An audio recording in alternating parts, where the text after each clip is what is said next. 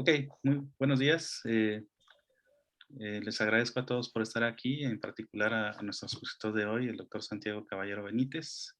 Estamos en el coloquio del Departamento de Física del CIMBESTAF y voy a hacer una breve presentación de nuestro invitado. El doctor Santiago Francisco Caballero Benítez es investigador del Instituto de Física de la UNAM en el Departamento de Física Cuántica y Fotónica. Estudió Ingeniería Física en el TEC de Monterrey, hizo una maestría en Física en el Royal Institute of Technology en Estocolmo y un doctorado en Física en la Universidad Nacional de Australia, con estancias en el Instituto Max Planck y el Instituto de Física de la UNAM. En este último hizo un primer postdoc y un segundo en el Departamento de Física Atómica y de Láser en la Universidad de Oxford. En 2016 ocupó una plaza de cátedras conocida en el INAO en Monterrey y al año siguiente se integró como investigador al Instituto de Física de la UNAM. Entre sus líneas de investigación están los sistemas cuánticos abiertos, el desarrollo de algoritmos para simulación computacional de sistemas cuánticos, simulación cuántica análoga, física de átomos y gases fríos, sistemas de muchos cuerpos, transiciones de fase cuánticas, caos cuántico, entre otras. En estos temas ha publicado más de 30 artículos en revistas internacionales de alto impacto con alrededor de 550 citas. Te agradecemos mucho, Santiago, por haber aceptado esta invitación y te cedo la palabra para tu plática. Muchas gracias. Hola, muchas gracias a ustedes por la invitación. Me da muchísimo gusto poderles presentar un poco del trabajo que hemos realizado a lo largo de los últimos años. Y les comentaré, me pueden interrumpir si tienen alguna pregunta, no hay ningún problema. Pues solo abran su micrófono y me pueden interrumpir. Bueno, como comentaba Iván, hoy les voy a hablar acerca de simulación cuántica análoga en lo que llamamos redes ópticas cuánticas. Ahorita les voy a explicar exactamente a qué me refiero con eso. Tal vez están familiarizados con la noción de red óptica y voy a explicarles exactamente a qué me refiero con red óptica clásica y red óptica cuántica y todo lo demás. Yo estoy en el departamento de física y estoy en el Laboratorio para Simulaciones Computacionales de Sistemas Cuánticas en el Laboratorio Nacional de Materia Cuántica, también hay en el IFUNAM, en el Instituto de Física. Bueno, ahí en los banners están algunos de los patrocinadores a lo largo del tiempo que hemos tenido, de míos y de otros colegas con los que colaboro. A ver, ahí está. Bueno, entonces, primero les voy a dar una breve motivación acerca de la simulación, qué es la simulación cuántica análoga y nuevas fases de la materia cuántica. Luego les voy a hablar, les voy a recordar o les voy a introducir a los que no lo conozcan la idea de redes ópticas, en este caso que yo llamo clásicas, redes ópticas clásicas. Luego voy a introducir los modelos de luz materia cuánticos en cavidades de alta reflectancia, cómo son, ¿no? O sea, cuáles son los ingredientes que uno tiene, a qué me refiero con una cavidad, y bueno, qué es lo que pasa. Bosones, luego les voy a hablar del caso de bosones sin spin, que son las redes ópticas cuánticas con las que empezamos a trabajar hace ya algunos añitos. Y luego voy a hablar del caso con fermiones y del caso de bosones con spin. En este caso les llamamos redes ópticas cuánticas espinoriales y les daré algunas conclusiones al respecto. Vamos a ver una colección de diferentes estados de la materia que se pueden realizar en experimentos viables. Muchos de ellos han sido ya implementados después de algunas predicciones que hicimos y se puede ver la fenomenología que hemos estudiado. Bueno, entonces, finalmente, la motivación general es básicamente que la materia condensada y la física cuántica se encontraron hace alrededor de 20 años, un poquito más de 20 años, ya para 25, en el sentido de que a partir del desarrollo de la óptica y de la física atómica, se propuso el concepto de redes ópticas con haces de luz en gases atómicos a ultra bajas temperaturas, ¿no?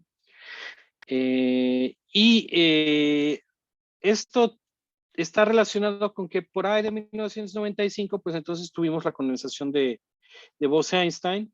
Y entonces, a partir de que hubo la condensación de Bose-Einstein, entonces la gente empezó a pensar que qué se podía hacer con los condensados de Bose-Einstein gracias a ultra bajas temperaturas, donde hay degeneración cuántica. Y eso fue para el caso, por ejemplo, bosónico. Alrededor de 1980 y hasta los 90 se trabajó teóricamente en lo que es la teoría del cruce Beck-BSS, donde se trabajaba con fermiones, en este caso se pensaba en fermiones dentro de un sistema de estado sólido, de materia condensada, de materia dura, y entonces se podía ir de estados de pares de poco tamaño a largo tamaño, pares de Cooper, que tienen comportamiento superfluido, ¿no? Y este superfluido es con carga, entonces se podía utilizar tal vez para describir superconductores de alta temperatura, y esto fue alrededor de los 80 de los 90. Después, alrededor de 2001, o sea, ya hace más de 20 años, se realizaron los primeros experimentos, 2001, 2003, se realizaron los primeros experimentos con redes ópticas, donde se vio una transición de fase cuántica entre superfluidos y aislantes de Mott. Y entonces ahí teníamos que podíamos mover un parámetro dentro de nuestro sistema experimental, análogamente a como lo haríamos en la teoría, y podíamos ir de un estado superfluido donde hay coherencia y los átomos se ven a largas distancias, a un estado de aislante donde simplemente las propiedades de transporte son nulas. Ya para el 2004, o sea, unos 3 años después, entonces se pudo realizar experimentalmente con gases atómicos ultrafríos el escenario del cruce Beck-BSS, y se confirmó algunos de los aspectos teóricos que se habían visto ahí. Incluso se pudieron ver vórtices superfluidos, que eso de hecho fue lo que confirmó que tenían un superfluido, porque se hizo una red de vórtices de Abrikosov, que aquí la pueden ver, ¿no? Un poquito, dependiendo de cuánto es, en este caso, la interacción que está controlada por un campo magnético auxiliar. Ahorita vamos a hablar un poquito de eso. Cambiando la interacción del campo magnético, uno puede pasar de tener un par muy, muy pequeño que se condensa bosónicamente a tener estados BSS donde tiene uno pares, ¿no? de larga distancia, a estados intermedios, ¿no? Y este es un área que aún sigue siendo investigada para poder estudiar sistemas análogos de materia real y poder controlar sus propiedades. Muchas cosas han pasado a partir de eso, hace ya casi 20 años, 22 años, ¿no? Hay sistemas de spines donde uno ya puede controlar muy bien las cosas, sistemas cuánticos abiertos, interacción luz-materia, se puede hacer ingeniería de estados topológicos, vía transiciones Raman, por ejemplo. Se pueden hacer arreglos más complicados que una red hipercúbica, ahora con diferentes láseres. Básicamente uno puede soñar la estructura de este sólido sintético en una red óptica que uno quiera, y si el dinero alcanza, poner la suficiente cantidad de láseres, ¿no? Y si el tiempo alcanza también para poder controlar todo eso, realizar experimentos con redes incluso de Kagome o redes triangulares, cuasicristales, ¿no? Por ejemplo. Entonces todo eso se puede hacer ahora, ya después de que inicialmente tuvimos el condensado en el 95. Entonces, bueno, tenemos esa maravillosa máquina de materia ultrafría, y la primera pregunta es, bueno, ¿para qué nos sirve? Pues tal vez nos sirve para resolver problemas muy, muy, muy difíciles de resolver, que es entender todas las fases, los diferentes estados de la materia que se pueden presentar en los materiales que presentan superconductividad de alta temperatura, ¿no? Como tenemos aquí este cuprato, ¿no? Típicamente este cuprato de bario con yitrio, ¿no? Que tiene una estructura pues muy complicada, pero tal vez sí hacemos potenciales que se parezcan a esto, ¿no? Y entonces controlamos las interacciones, tal vez podemos explorar lo que tomaría meses o años generando cristales de a pedacitos en una sola máquina, ¿no? En una sola máquina, la cual nos permite pues cambiar con perillas pues cómo se van a ordenar los átomos y las fases de materia cuántica que pueden presentar, ¿no? Y entonces eso ahorita es algo que se está explorando, que se está haciendo. Hay experimentos muy exitosos, recientes de diferentes grupos, tanto en Europa como en Estados Unidos. En Europa, en Alemania, en el Max Planck, en el ETH, en Zúrich, en el MIT, en Estados Unidos, en Gila. Hay muchísimos lugares donde se hace esto. Ahora, de átomos ultrafríos en general, de fermiones no hay tantos experimentos porque los fermiones son muy difíciles. Tenemos en México en el Instituto de Física el único laboratorio en Latinoamérica que puede hacer condensados fermiónicos, ¿no? Desde hace unos 4 años ya tenemos condensado de fermiones y podemos tener fermiones ahí. Entonces, y ya se ha hecho condensación de Bose-Einstein y bueno, muchas otras cosas más, ¿no?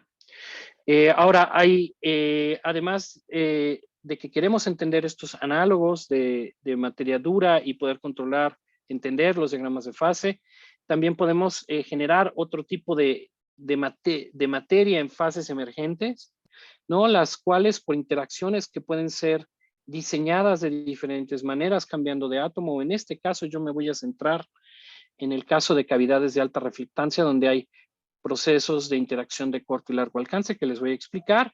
Entonces uno puede tener cosas exóticas como, por ejemplo, orden de cristal y orden superfluido simultáneo, lo cual lleva a un supersólido, o uno puede tener aislantes, ¿no?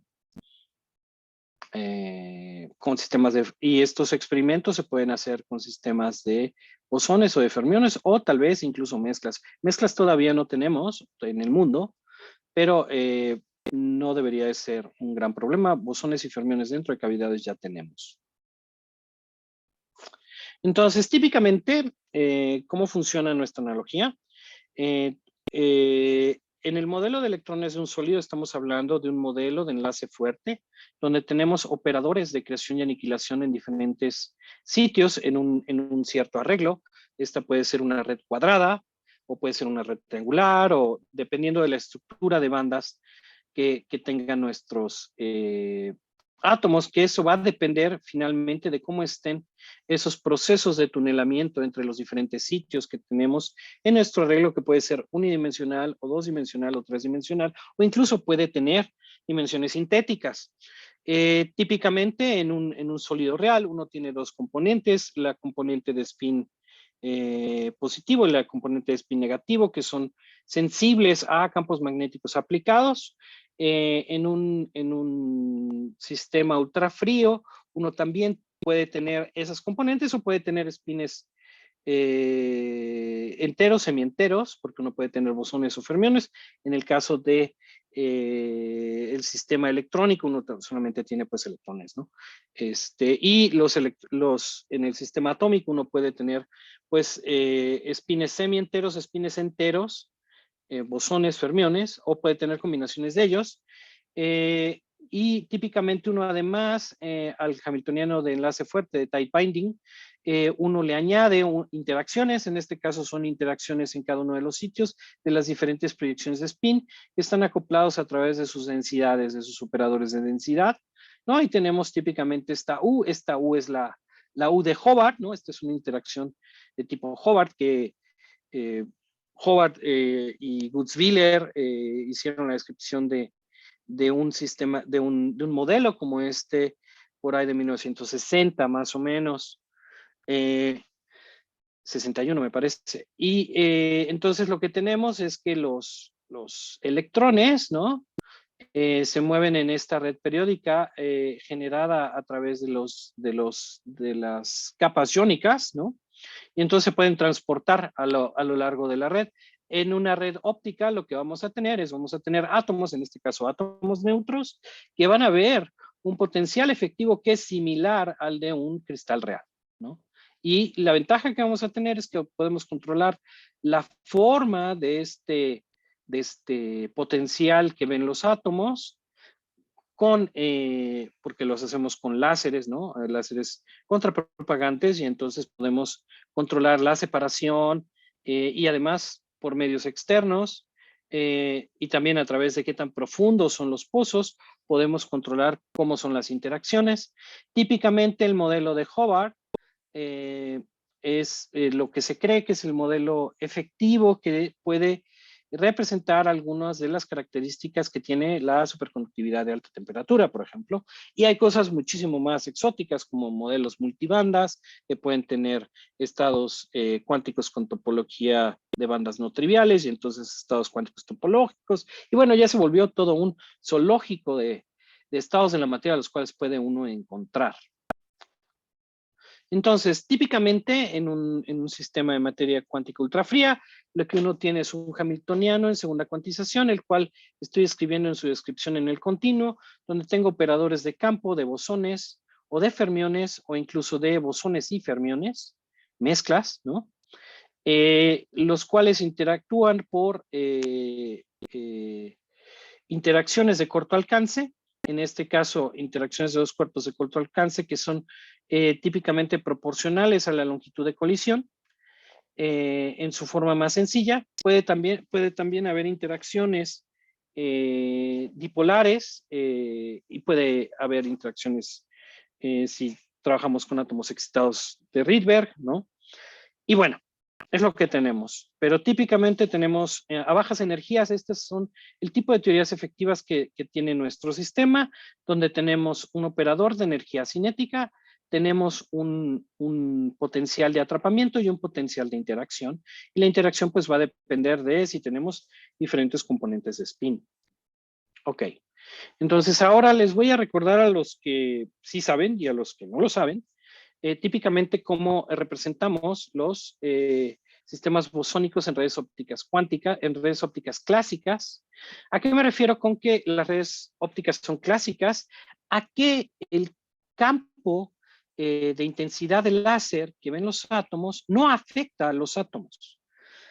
Simplemente es una deformación paramétrica de la energía que depende de la desintonía atómica, y lo que nos va a proveer es un potencial de atrapamiento, el cual tiene una estructura periódica, la cual puede ser diseñada en el caso más sencillo, podemos tener una, dos o tres dimensiones, o incluso dimensiones sintéticas que se hacen a través de una parametrización. Podemos tener tres dimensiones más una sintética o cosas así, a través de utilizando, por ejemplo, grados de libertad internos. Y entonces lo que tenemos es precisamente arreglos periódicos donde se van a localizar los átomos siguiendo precisamente la intensidad del láser. Entonces, si lo ven en dos dimensiones, por ejemplo, uno de estos planos, ¿no?, de átomos, se pueden imaginar que esto es como si estuviéramos poniendo átomos donde están los mínimos del potencial efectivo, y en ese potencial efectivo entonces se van a localizar, ¿no? Y pues como un cartoncito de huevos van a ponerse ahí, ¿no? Esa es la imagen que ayuda muchísimo. Entonces, ahora, los tenemos ahí, y para representarlos vamos a utilizar unas cosas que se llaman funciones localizadas o funciones de Wannier, las cuales del hamiltoniano que teníamos en el continuo vamos a utilizar una base discreta que nos va a describir los átomos máximamente localizados en esos sitios donde el potencial efectivo es mínimo en respuesta a los átomos, ¿no? Y entonces, de manera localizada en cada uno de esos sitios, vamos a tener una pequeña, se pueden imaginar como una pequeña función de onda para cada uno de los sitios que tenemos ahí, que tiene este perfil típicamente, que se ve bastante gaussiano, pero no lo es del todo. Y esta es la transformada de Fourier de esa función de Wannier localizada, ¿no? Y esta es la distancia, la separación entre cada uno de los sitios. Aquí estamos dos veces la distancia. Tendremos aquí otro, bueno, aquí tenemos otro sitio en el 1, ¿no? Aquí es solamente la de un sitio. Entonces tenemos distribuciones de probabilidad de que los átomos puedan estar en los sitios, y también tenemos procesos de tunelaje entre los sitios, ¿no? Y bueno, estas funciones se pueden calcular de manera numéricamente exacta, por ejemplo, o se pueden usar aproximaciones para poderlas representar. Perdón, Santiago, ahí la línea punteada son otros estados más energéticos. No, no son otros estados. Esta es la función de Wannier, el cuadrado de la función de Wannier, la magnitud al cuadrado, Okay. y las líneas punteadas son las que están entre los sitios. O sea, si yo me corro media distancia entre un máximo y otro máximo, esta es la función que se ve. Esa nos conviene para poder calcular los traslapes que hay cuando tenemos operadores de energía cinética que nos mueven entre un sitio y otro. Perfecto, gracias. ¿Ok? Entonces, es raro que se vean las funciones de Wannier, casi nunca nadie las pinta, pero a mí me gusta pintarlas. Y esta es la transformada de Fourier de esas funciones de Wannier. La azul es precisamente la de este gaussiano, bueno, de esta función que se ve como gaussiano, pues nos va a dar otro gaussiano. Y esta es la de entre los sitios, ¿no? Donde tenemos estos máximos. Eso va a ser relevante porque evidentemente dependiendo de cuánto valga nuestro vector de onda, después vamos a ver, vamos a tener máximo o mínimo acoplamiento. Entonces, típicamente el modelo de Hobart, el modelo de Bose-Hobart, teníamos en el modelo de tight binding de electrones, operadores de tunelaje que nos dicen la energía cinética, una energía de interacción que nos penaliza tener más de un átomo en un sitio, y además vamos a tener, podemos incluir matemáticamente un multiplicador de Lagrange, que en este caso es el potencial químico, que nos va a controlar cuántos átomos tenemos ahí. En la realidad nunca tenemos multiplicadores de Lagrange, ese potencial químico no lo tenemos en un sistema ultrafrío porque trabajamos básicamente en cada realización a un número fijo de partículas. Entonces, lo que tenemos es varias realizaciones donde podemos poner diferentes tipos de partículas, pero no tenemos directamente acceso a ese multiplicador de Lagrange. Ahora, típicamente esas energías de tunelaje en los átomos ultrafríos son del orden de kilohertz, fracciones de kilohertz, y esas fracciones de kilohertz son del orden de la energía de rebote que tienen los átomos que tenemos en el sistema. La energía de interacción que tienen los átomos, en este caso bosones, típicamente uno podría pensar en rubidio 87, ¿no? O potasio 39, es proporcional a la longitud de dispersión de los átomos, y esta, no en el caso de, por ejemplo, de rubidio, pero sí me parece que en el caso del, por ejemplo, el litio 7, si se puede, o del caso de potasio 39, se puede controlar a través de campos magnéticos externos. Uno aplica un campo magnético constante en el orden de cientos de Gauss uno puede manipular qué tan grande es esta longitud de dispersión de dos cuerpos. Y típicamente estas cantidades van a depender precisamente de las funciones de Wannier, ¿no? En este caso de las funciones de Wannier de vecinos más próximos, IJ, y en este caso de la integral de esa función de Wannier en cada uno de los sitios. Y esto se puede estimar de diferentes maneras. Se pueden utilizar funciones gaussianas o cosas más sofisticadas, dependiendo de qué tan grande sea la interacción. En este caso, bueno, qué tan grande sea el potencial óptico que ven los átomos. Ahora, ese potencial óptico pues está hecho típicamente por los haces contrapropagantes que les enseñaba antes. Y bueno, ahí están algunos detalles, si quieren revisarlos para cómo es propiedades que tiene el modelo. Les voy a recordar brevemente qué propiedades tiene. Las propiedades son que el diagrama de fase puede ir de un estado superfluido, donde tenemos coherencias, en este caso estos son patrones de interferencia de la onda de materia, conforme aumentamos la interacción, a un estado donde desaparecen las coherencias porque estamos en un estado de aislante. Típicamente uno puede pintar el diagrama de fases, este es el diagrama de fases de campo medio, donde uno tiene aislantes de Mott, donde los átomos no se pueden mover de un sitio y otro, están de alguna manera cristalizados y tenemos uno en promedio en cada uno de los sitios y las fluctuaciones que hay de moverse a otro lado es cero. al estado superfluido. Entonces tenemos superfluido, donde pueden los átomos moverse a lo largo de todo el sistema y las fluctuaciones por sitios son grandes, a un estado donde las fluctuaciones por sitios son cero, ¿no? Y podemos verlo al revés, trabajar en el límite donde las interacciones son grandes y luego ir bajando las interacciones y llegando al estado superfluido. Estas son dos maneras equivalentes de ver este problema, donde uno varía la U o uno varía el tunelaje, ¿no? Este es el típico diagrama de fase que uno ve en la física experimental y este es el típico diagrama de fase que uno ve en papers de materia condensada de finales de los 80, principios de los 90 y después, ¿no? Y bueno, entonces tenemos dos fases, superfluido y aislante de moto, ¿ok? Estas fases son isotrópicas, o sea, no distinguen los átomos en ninguna dirección o en ningún patrón en particular, simplemente tienen que ver con la cantidad de las fluctuaciones en el número de partículas que tenemos en cada uno de los sitios. Santi. Sí, ¿qué pasó? Ahí en el diagrama que va de A a H, mencionas que es una transición. ¿Qué significan como que los puntitos así en los extremos? Bueno, mi pregunta es que si yo veo A y yo veo H, como que parecen lo mismo, pero una más localizada que la otra. No sé si... No, si se lo que pasa entiende. es que, a ver, en A, aquí es un condensado de Bose-Einstein sin interacciones, o bueno, con interacciones muy, muy pequeñas, ¿no?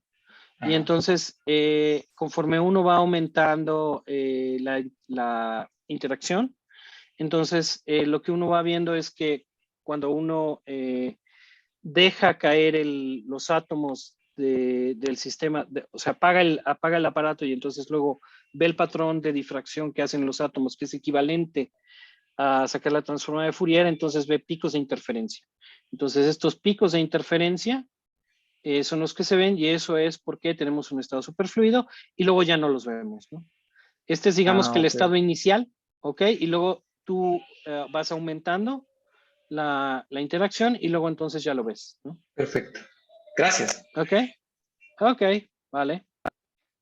Entonces ahora, ¿qué es lo que queremos hacer ahora? ¿Qué pasa si metemos ahora los átomos que tenemos en una red óptica dentro de una cavidad? Pues pasan milagros, literal. Se pueden hacer cosas que antes no se podían hacer. Ahora, los detalles de una cavidad es que tenemos espejos, ¿no? En este caso, que son de alta reflectancia.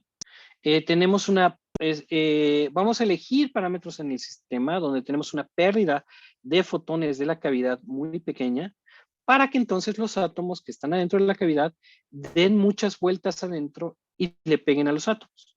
¿Ok? Y entonces, como le van a pegar muchas veces a los átomos, esos átomos van a alterar su estado. ¿Y cómo lo van a alterar? Pues lo van a alterar dependiendo de cómo inyectemos luz al sistema y de la posición geométrica con respecto al eje principal de la cavidad. Entonces tenemos típicamente un haz de bombeo, el cual está puesto en una posición con respecto al eje de cavidad donde estos son los espejos y tenemos aparte la red óptica que digamos que está en esta otra dirección y estos puntitos son los átomos que tenemos localizados. Tenemos diferentes tipos de cavidades disponibles tecnológicamente en diferentes laboratorios, ¿no? En algunos laboratorios o en la mayoría de ellos tienen cavidades de onda estacionaria, en algunos otros tienen cavidades de onda viajera. Esto lo que hace es que aquí podamos tener dos vectores de onda, los cuales van a interferir, que pueden ser diferentes en la cavidad de onda viajera, y en la cavidad de onda estacionaria vamos a tener que los vectores de onda son iguales, y entonces aquí vamos a tener funciones que van como e a la i kx en una dimensión, y aquí vamos a tener algo que va como coseno. ¿Ok? Y bueno, evidentemente uno puede tener combinaciones de esto, y puede uno poner diferentes haces, cambiar la red, poner más espejos. Por ejemplo, existen experimentos donde hay cavidades cruzadas, donde hay dos cavidades y entonces además hay varios haces de bombeo y entonces se pueden estudiar, por ejemplo, problemas de rompimiento de simetría análogos, por ejemplo, a los modos del Higgs, ¿no? Curiosamente. Y se pueden estudiar campos de norma artificiales también. Pero en general, estos son, digamos, los dos esquemas más sencillos que tenemos son cavidades de onda estacionaria y cavidades de onda viajera. Ok, ahora, ese sistema donde tenemos ahora nuestros átomos ultrafríos dentro de una red óptica, podemos añadir la cavidad y entonces lo que vamos a tener es un hamiltoniano cuántico donde estamos tomando que la luz es cuántica, ya no es paramétrica nada más, ya no es nada más un parámetro que podemos mover que nos va a cambiar el potencial, sino ahora el estado de la luz va a influenciar, va a depender del estado de la materia y el estado de la materia va a depender de la luz. En este caso tenemos un hamiltoniano de la luz donde tenemos operadores de la luz, ¿no? Que son los modos de la cavidad que están magnificados por el acoplamiento fuerte que tenemos de los átomos, porque nuestros fotones dan muchas vueltas allá adentro. Tenemos el acoplamiento luz-materia que nos acopla precisamente los modos espaciales que tienen los átomos a los modos de luz. Y tenemos el hamiltoniano de materia, y el hamiltoniano de materia va a ser nuestro hamiltoniano de los átomos ultrafríos dentro de la red óptica. Entonces, lo que tenemos es estos operadores que ahora van a depender de la estructura particular que tienen los haces de bombeo con respecto a la posición geométrica del haz de la cavidad. Y vamos a tener operadores de materia que en una expansión en modos de densidad y modos de enlace van a tener esta estructura donde se van a acoplar diferentes sitios con un diferente patrón espacial que puede depender de la proyección de spin en el sitio o pueden estar fuera de los sitios a primeros vecinos. Y bueno, lo hago hasta primeros vecinos porque amplitudes a segundos o terceros vecinos van a ser más pequeñas, pero en general es un sinnúmero de términos que uno debe considerar. Y entonces lo que uno tiene es precisamente los átomos localizados en la red óptica y además uno escoge los haces de bombeo tal que acoplen máximamente a los átomos en la red óptica. Y entonces podemos tener diferentes arreglos donde podemos tener diferentes patrones, por ejemplo, de difracción que ven los átomos, y entonces van a tener diferentes acoplamientos. Por ejemplo, tenemos varios sabores espaciales de los grados de libertad externos, y aparte podemos tener los sabores de los grados de libertad internos de los átomos, y tenemos bosones de spin 1 medio, o digo fermiones de spin 1 medio, o bosones de spin 1 o de spin 2, o fermiones de 3 medios, por ejemplo. Entonces podemos tener además combinaciones de bosones y fermiones, ¿no? Porque además los parámetros de la cavidad son bastante independientes de las propiedades que tienen los átomos, en el sentido de que podemos ir a regímenes que antes no teníamos. Entonces, típicamente los modos inducidos por la luz, les decía, pueden ser por modos de ondas estacionarias, que son como cosenos. Uno calcula estas amplitudes que están aquí, estas Jotas, a través de los traslapes con las integrales, con las funciones de Vanier, y calcula estas amplitudes, que son del orden, también se pueden imaginar, de los tunelajes, ¿no? Que también son traslapes, ¿no? Pero de otros operadores. De otras amplitudes, y entonces podemos tener casos donde tenemos acoplamiento homogéneo o acoplamiento, por ejemplo, que nos escalonado, staggered, ¿no? Que nos va a cambiar de signo, ¿no? En cada una de las posiciones. Entonces podemos tener modos de densidad y modos de enlace que tienen que ver con los procesos de tunelamiento, y estos con los procesos de densidades en general. Entonces, ahora, ya en sí, un hamiltoniano concreto, estamos hablando del hamiltoniano de bosones sin espino, completamente polarizados, o sea, todos están en un estado hiperfino, en el caso bosónico, en el estado más bajo de energía de la proyección hiperfina. Y entonces podemos tener precisamente este hamiltoniano efectivo que nos da una interacción de largo alcance que va a depender de los modos de densidad y de los modos de enlace, ¿no? Y este hamiltoniano efectivo se llega a través de suponer que la luz está en el estado estacionario, que tenemos suficiente luz y esa luz hemos eliminado todos los transientes y entonces nuestros operadores de luz, su valor de expectación va a ir como proporcional a los operadores de los modos de luz que tenemos dentro del sistema. Y vamos a trabajar en el límite donde vamos a estar muy desintonizados, donde vamos a tener además pocas pérdidas, porque las pérdidas complican las cosas. No es que no se pueda calcular, simplemente nos complican la vida y entonces hay que meter más ingredientes. La física es un poquito más complicada para poderse describir, pero en general vamos a tener un hamiltoniano de la forma que está aquí en el recuadro, ¿no?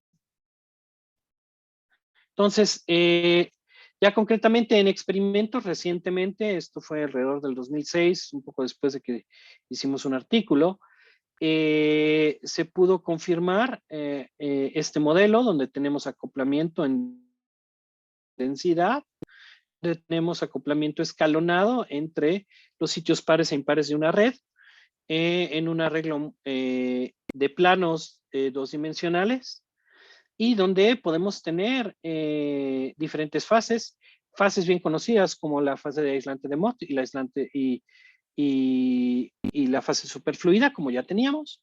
Si hacemos el acoplamiento efectivo igual a 0 de la cavidad, entonces recuperamos lo que ya teníamos, que era Mott y superfluido. Ahora, cuando ese acoplamiento es grande, diferente de 0, entonces vamos a tener orden de densidad. En este caso vamos a tener un orden de tablero de ajedrez, y ese orden de tablero de ajedrez puede coexistir con el estado superfluido formando un estado supersólido. El estado supersólido se empezó a investigar a partir de 1970 más o menos, donde tenemos precisamente dos tipos de orden, el orden superfluido y el orden de tablero de ajedrez. Entonces los átomos hacen un sólido cuántico. Y entonces esto se confirmó experimentalmente hace ya unos añitos. Y estos son puntos del experimento del grupo de Zurich, del ETH, de Eslinger, ¿no? Y donde ven precisamente las cuatro fases, ¿no? Y bueno, también podemos tener con el acoplamiento de enlace, podemos tener estados de dímeros con interacciones o sin interacciones, dependiendo de si esto se maximiza, o si -1 a la i es, por ejemplo, una constante. Entonces vamos a tener que las coherencias de la onda de materia entre diferentes sitios adjuntos pueden tener diferentes patrones de fase. En este caso van de positivo a negativo a positivo, y la diferencia de fase que hay entre estos átomos contiguos en un arreglo unidimensional es de phi y luego cambia a menos phi, ¿no? Entonces tenemos dímeros de enlace de onda de materia con un orden de dímero,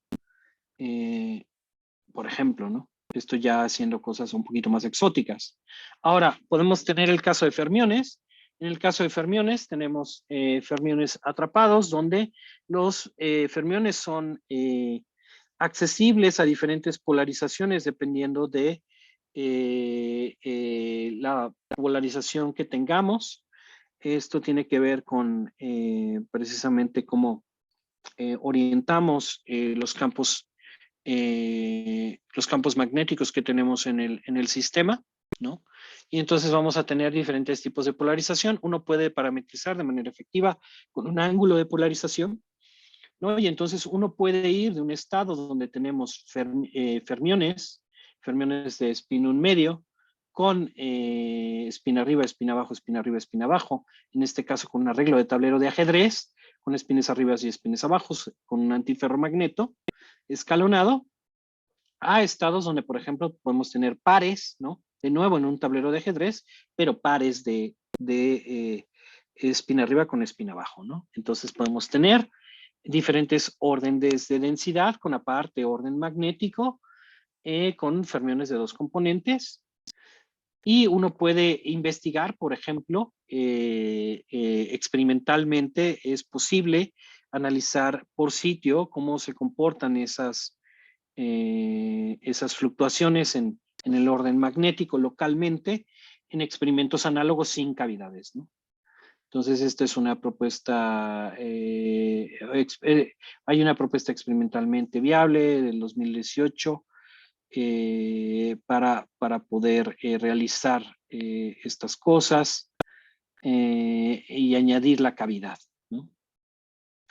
Entonces, lo que vamos a tener es que modificando el ángulo de polarización, la interacción efectiva y, por ejemplo, si tenemos más partículas con respecto al número de sitios o menos partículas con respecto al número de sitios, lo que es el dopaje, podemos tener diferentes escenarios de fases, por ejemplo, antiferromagnéticas o de aislante de densidad de carga, a fases intermedias donde tenemos esta es una pair density wave, donde tenemos un orden de pares de densidad que tiene componente superfluida, similar a lo que es el supersólido, ¿no? Pero en este caso con fermiones, ¿no? Y dependiendo de cuánta sea la proporción de átomos con respecto a agujeros, el diagrama de fase puede cambiar, lo podemos controlar y podemos controlar el ángulo con el que tienen estos operadores que les mostraba aquí, que son de nuevo como nuestros operadores de densidad, pero ahora van a depender de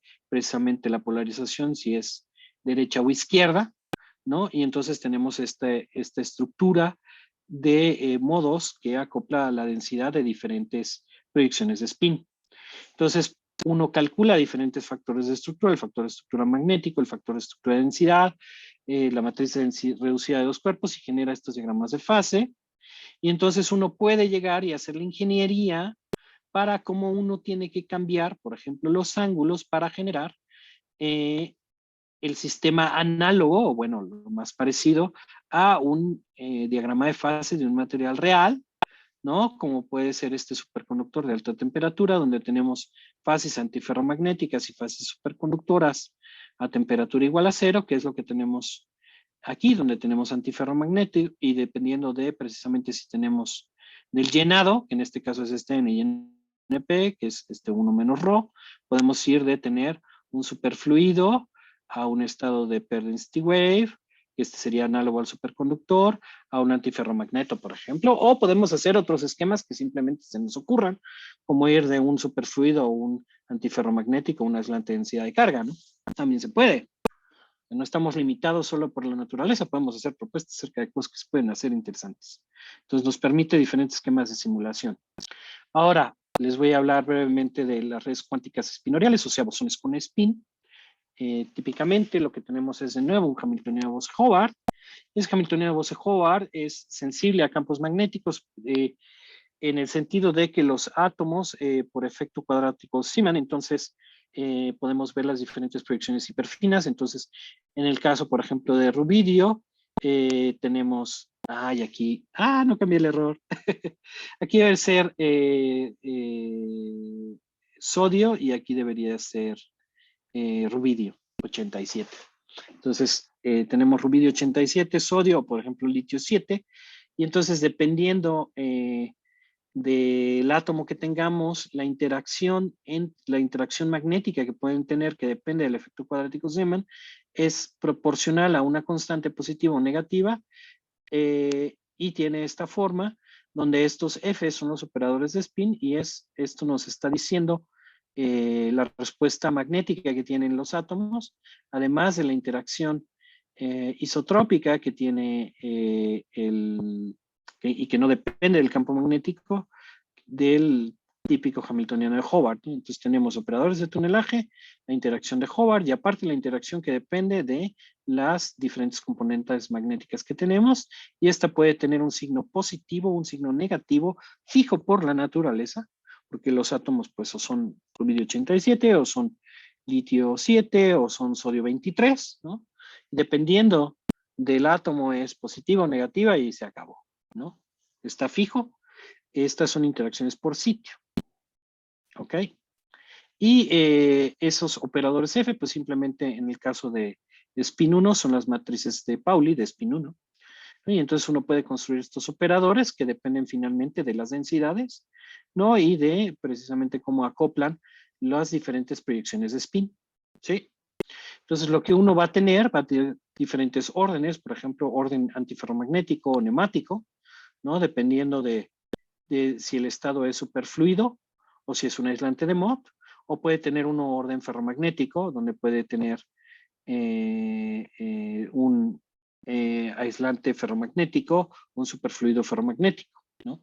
Entonces, podemos tener aislantes y superfluidos con carácter magnético. En general, esto ya se ha estudiado bastante. Ahora, lo que vamos a hacer es lo vamos a meter dentro de una cavidad. ¿Y eso se puede hacer? Sí, sí se puede. Ya han hecho los experimentos donde podemos meter los átomos ultrafríos dentro de una cavidad. Lo que no han hecho es poner una red óptica dentro. Pero en principio es posible porque ya lo hicieron cuando no tienen componente de spin. Y hay 2 experimentos en el mundo en los cuales pueden meter dentro de una cavidad átomos ultrafríos y pueden además controlar las diferentes poblaciones y la interacción que tienen los diferentes proyecciones de spin. Un experimento está en el grupo de Eslinger en ETH y el otro está en Stanford en el grupo de Lev. Y entonces ellos lo que tienen son, estos son los modelos efectivos, que son modelos efectivos de Ike de 2 componentes, pero pueden tener, en el caso de Eslinger, 3 componentes, más 1, menos 1 y 0, de spin 1, o pueden tener, por ejemplo, un modelo efectivo de 2 componentes, ¿no? Y en estos modelos, lo que uno encuentra es que puede haber rompimiento de simetría espacial ya de por sí, como ya teníamos en el caso de el sistema de solamente con los átomos dentro de la cavidad sin las interacciones magnéticas, y además esto va a depender de la polarizabilidad escalar y vectorial que tiene el sistema, o esto es cómo acopla el campo eléctrico, en este caso los láseres que tenemos bombeando al sistema, con respecto a las proyecciones hiperfinas que tenemos. Entonces tenemos un término de polarizabilidad vectorial, el cual nos permite hacer ese acoplamiento. ¿Ok? Entonces se puede poner átomos ultrafríos dentro de una cavidad con diferente proyección, sensibles a estados hiperfinos. Entonces, ¿qué pasa si los metemos dentro de una red óptica? Pues pasan cosas bien extrañas, o bueno, no tan extrañas, si ya me han seguido en lo que les he contado. Entonces, de nuevo, eliminamos adiabáticamente el campo, vamos a tener un hamiltoniano efectivo que ahora va a depender precisamente de operadores de spin. Esos operadores de spin ahora lo que nos van a dar son interacciones de spin de largo alcance, y esas interacciones de spin de largo alcance que están aquí van a competir con interacciones de corto alcance clásicas, o sea, en el sentido de que vienen del hamiltoniano clásico que tenemos acá, ¿no? Y que están fijas por el tipo de átomo que tenemos, con las de largo alcance, y además tenemos los procesos naturales de repulsión de átomos por la red óptica y los procesos de tunelaje, ¿no? Que hay entre las diferentes componentes. Y entonces lo que va a pasar es que con la cavidad y la red óptica podemos ir de tener ahora aislantes ferromagnéticos, antiferromagnéticos, por ejemplo, pero podemos hacerlo independientemente del átomo que tengamos, porque la interacción de la cavidad es súper poderosa y no depende de las características inefectivas del átomo. Entonces le podemos ganar a la naturaleza y hacer lo que se nos dé la gana, básicamente. Entonces, vamos a tener que, por ejemplo, en el límite atómico, cuando uno tiene que los procesos de tunelaje son despreciables, este es un límite teórico, ¿no? Y si uno tiene, por ejemplo, que no tiene interacciones clásicas magnéticas, entonces los estados que vamos a tener pueden ser, dependiendo del acoplamiento que tengamos, si es escalonado o si es homogéneo en todo el sistema, que eso lo podemos controlar con cómo bombeamos los gases. Vamos a tener un antiferromagneto que le llamamos nosotros global, o un antiferromagneto local, y la brecha energética que tienen esos estados pues va a depender en un caso fuertemente de el número de partículas que tengamos y la amplitud que tiene la interacción de la cavidad. Y si la interacción es lo suficientemente fuerte, no va a depender de ella.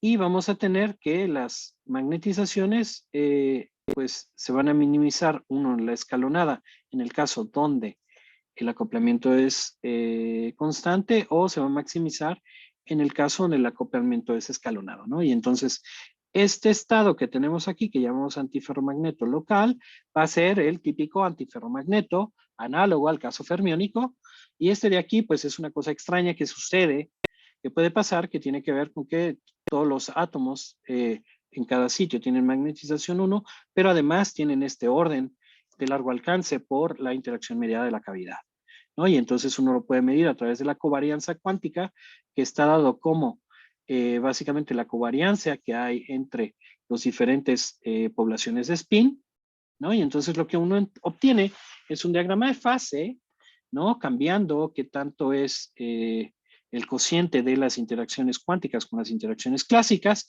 y uno puede, por ejemplo, controlar escenarios donde puede ir de aislantes ferromagnéticos, pasando por aislantes antiferromagnéticos, a, a superfluidos ferromagnéticos o a estados paramagnéticos, ¿no? Y entonces, dependiendo de si elegimos del patrón que genere los haces de bombeo con la cavidad, y dependiendo del átomo que tengamos que nos fija las interacciones locales, pues podemos generar pues escenarios donde podemos ir de ferro, antiferro a paramagnético, o antiferro, ferro o ferromagnético. Y esto se puede hacer. En principio, estos son resultados que tenemos pues, recientes, que han sido aceptados muy recientemente en el PRL. Y pues hemos explorado, ¿no? ¿Qué es lo que pasa cuando tenemos dos componentes de bosones con dos componentes, donde hemos eliminado una de las componentes? Y entonces hemos visto que podemos construir estos escenarios. Hicimos simulaciones en sistemas en una dimensión. En este caso, estos fueron sistemas muy chiquitos, de unos cuantos sitios, pero aún así son computacionalmente muy difíciles. Las simulaciones son muy difíciles, se hacen numéricos muy rudos, y acá todavía se tienen que hacer otro tipo de numéricos para hacer cadenas en una dimensión, y entonces encontramos que se confirman nuestras predicciones en teniendo un gran número de sitios, en este caso el orden de 100 sitios, ¿no? Podemos ver que nuestras conclusiones siguen siendo válidas, y podemos tener precisamente ferromagnético, antiferro paramagnético, o antiferro, ferro, ferro, ¿no? Por ejemplo. Estos son algunos números tal cual de cómo escala, ¿no? Con respecto al número de sitios, nuestras interacciones, ¿no?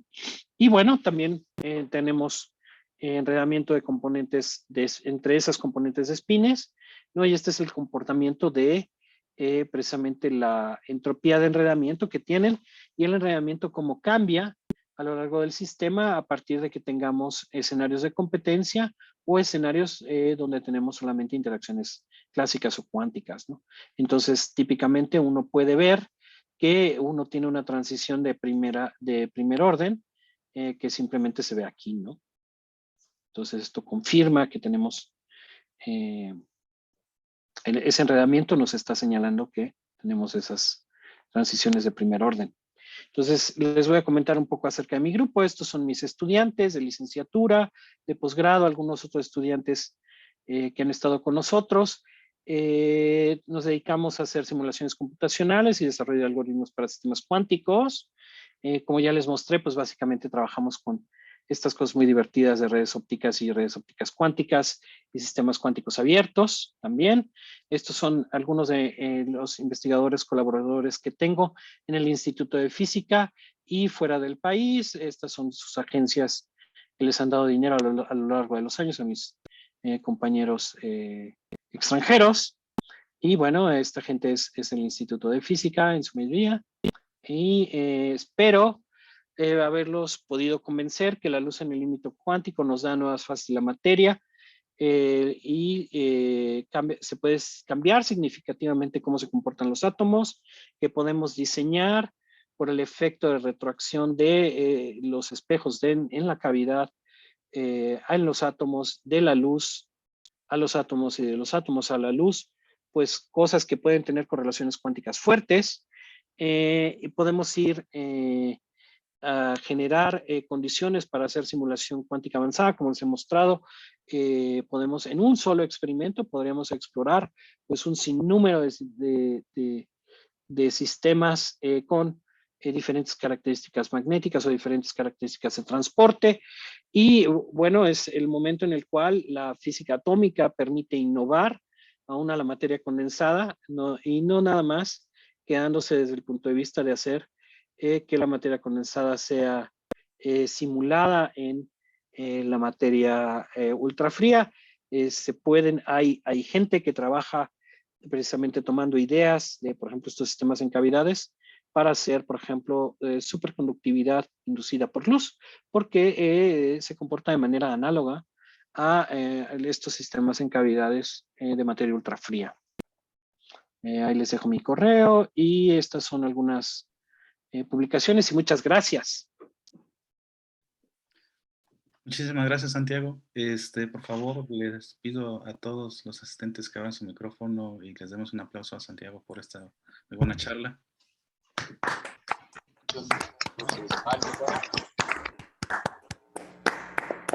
La tesis de cambia sin nombres. Muchas gracias a todos. Pues vamos entonces a la sesión de preguntas. Les pido por favor que alcen su manita. Si no pueden alzar su manita, por favor abran su micrófono directamente.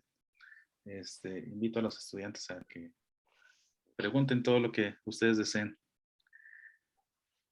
Bueno, mientras la gente se anima, Santiago, yo, perdón por la ignorancia, pero ¿podrías platicarme un poquito más qué es un supersólido? Creo que el término no lo había Sí. manejado. Okay. Bueno, yo no lo conozco demasiado. Sí, mira, en un supersólido, en un supersólido lo que tenemos es, tú tienes los átomos se distribuyen a manera de tablero de ajedrez, ¿sí? O sea, puedes distinguir la cantidad de átomos que tienes en, digamos, los sitios pares y los sitios impares, ¿no? Tienes un rompimiento de simetría Z2, ¿no? Pero además de eso, tienes que las fluctuaciones cuánticas por sitio del número de partículas son grandes. Entonces tienes estado superfluido y ese estado superfluido mantiene coherencia espacial. ¿Ok?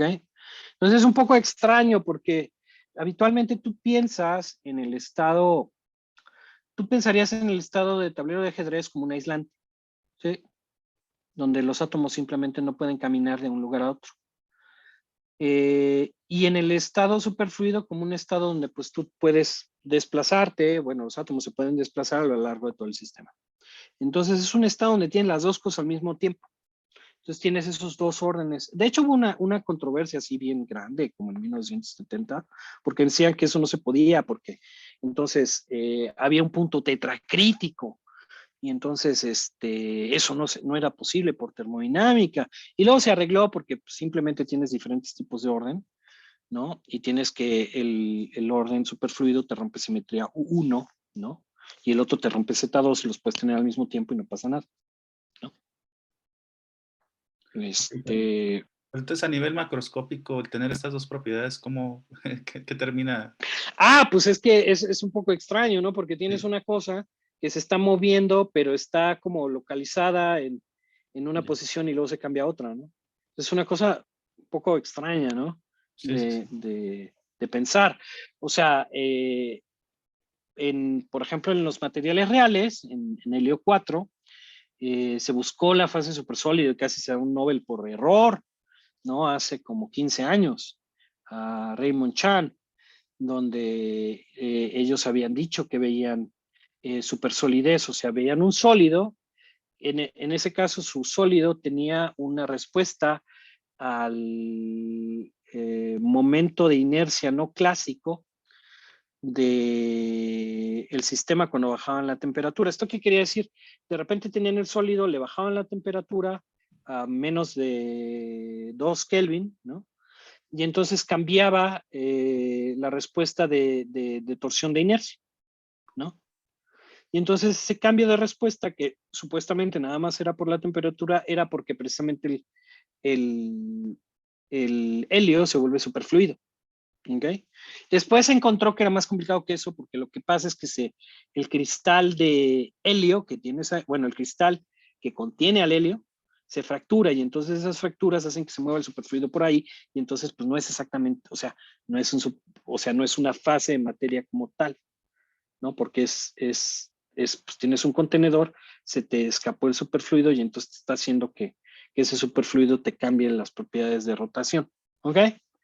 Pero en el 2010, ¿no?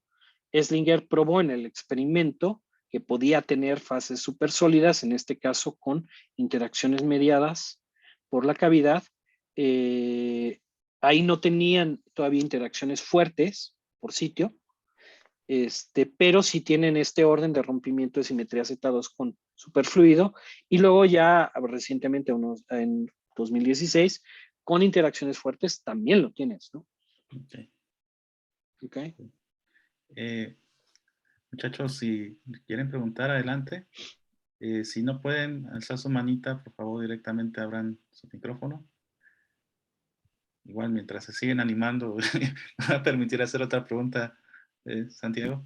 Claro. Sí, claro. Digo, a mí me parece impresionante toda esta manipulación que están logrando hacer, ¿no? Con láseres en general, en las cavidades, en estas redes. Y yo supongo que, digo, hay posibilidad de aplicaciones muchísimas, ¿no? ¿Podrías platicarnos más o menos en qué se está pensando, ¿no? En aplicaciones de todo este Mira, desarrollo?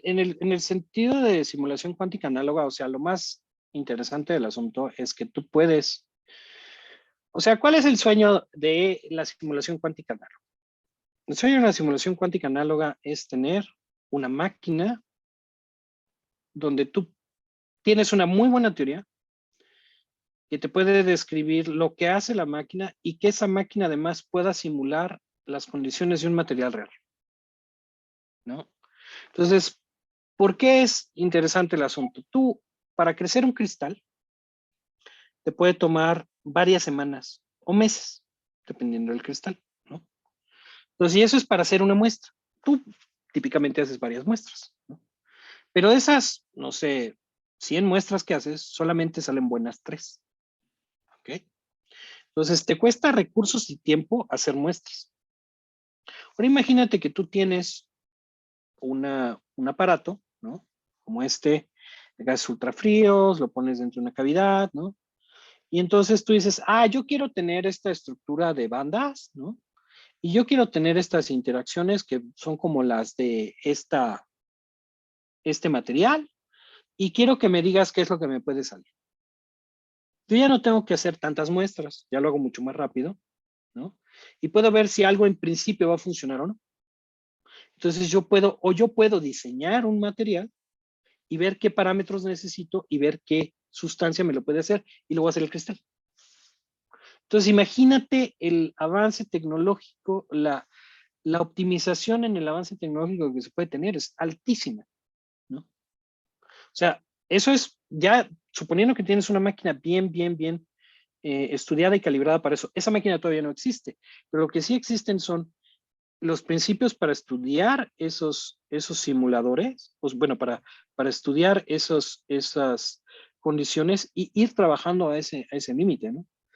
Entonces, esa es la aplicación más ruda. Ahora, tú también, si tienes uno de estos sistemas donde tú puedes controlar la red óptica y puedes controlar las interacciones, por ejemplo, muy recientemente con átomos de Rydberg, en un arreglo óptico, en una red óptica básicamente, se pudieron generar las condiciones para encontrar, bueno, para simular líquidos cuánticos de spin, que eso acaba de pasar hace 6 meses. Ahora, ¿por qué es importante eso? Porque los líquidos cuánticos de spin nos permiten hacer computación cuántica topológica. Entonces, Si tú tienes un sistema al cual puedes controlar y puedes hacer estados de líquidos cuánticos de spin, entonces puedes preparar estados que son robustos ante la decoherencia y puedes hacer computación cuántica mucho más eficiente de lo que tenemos ahora. Eso va a pasar en unos 5 o 10 años, sí, tal vez 15, no lo sé. Pero ya de entrada ya se puede hacer eso en un experimento con átomos de Rydberg. Y se podrían poner dentro de una cavidad, sí, se puede, ¿no? Y además, esos mismos modelos análogos se han probado en la máquina de qubits de IBM, también hace como 6 meses, ¿no? O sea, se encontró en la máquina de IBM y se encontró ahora con ese experimento de fríos que hicieron en el MIT, en Harvard y en MIT, y entonces se puede, ¿no? Entonces, esto es como, algunos de estos elementos van a ser útiles para el desarrollo también de tecnologías cuánticas y del cómputo cuántico. Ese es mi punto de vista, ¿eh? Claro. Gracias, Santiago. Los asistentes tienen más preguntas. Por favor, adelante. Ricardo. Adelante, Al Ricardo. inicio, Iván mencionaba que se permiten, perdón, preguntas ingenuas. ¿Qué forma tienen las cavidades? No tengo idea.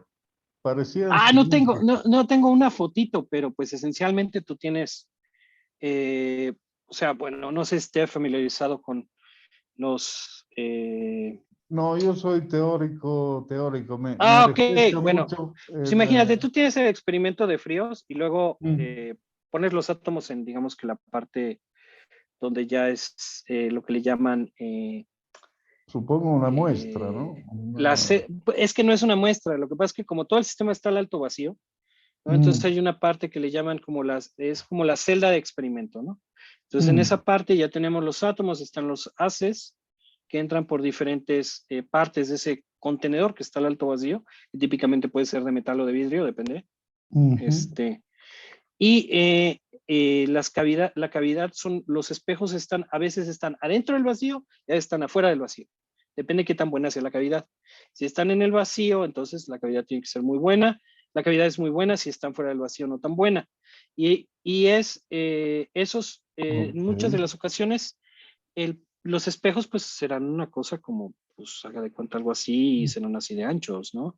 Y son de materiales que son habitualmente pues pueden estar unos 10 centímetros, ¿no? Alejados de la Ujú. muestra, ¿no? Una cosa así. Y bueno, la muestra aparte pues es muy, muy chiquita, ¿no? O sea, digo, no se ve a ojo. Se ve la luz a Si ojo, son ¿no? Si no átomos, hay no. luz y lo que sea, ¿no? Claro, claro, o sea, son átomos, ¿no? Se ve la fluorescencia, se puede ver, ¿no? Y se ven ahí manchitas, ¿no? Pero, Ujú. eh, y bueno, se pueden tener, por ejemplo, en el experimento de Zurich, tienen, por ejemplo, un sistema donde tienen 2 ejes de cavidades y de hecho las pueden mover angularmente, ¿no? Pueden cambiar el ángulo que hay entre una Wow. cavidad aquí y otra cavidad acá, ¿no? La pueden mover, ¿no? O sea, tienen todo para hacerlo, ¿no? Y es movible y es una cosa alucinante, ¿no? Es bellísima. No, yo estaba tratando, es que me tocó en mis estudios como de doctorado aprender algo de accelerator theory, donde hay problemas de cavidades mm, y estaba tratando de relacionar. Es otro juego. ok, no, está buenísimo.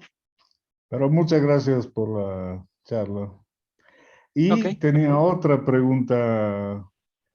No entiendo qué es el bombeo. Tal vez me falta el el bombeo. español.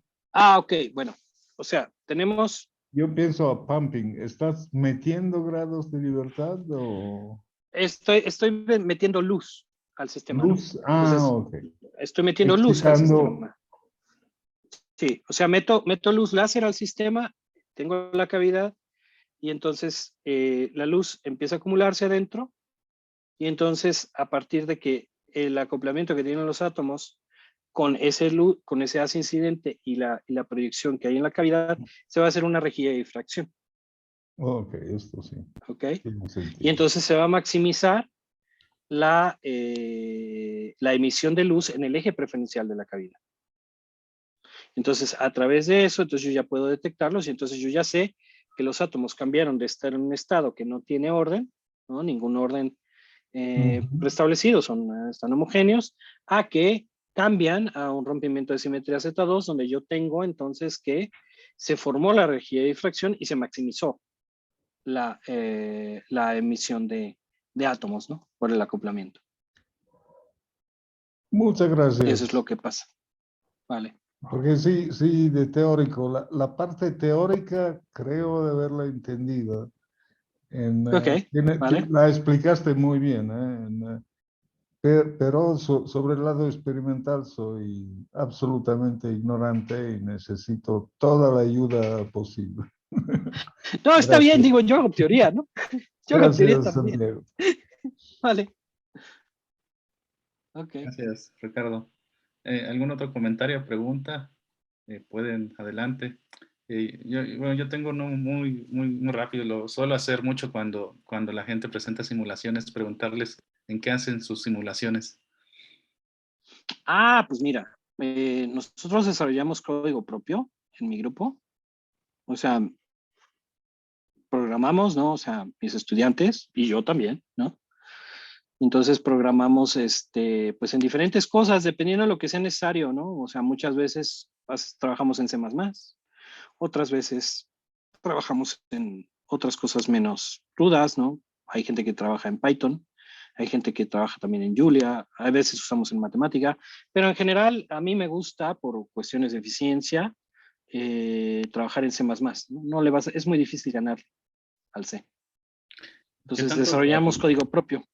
No hay necesidad, supongo que no es demasiado pesado, ¿no? La simulación requiere... No, sí son muy pesadas. Muy.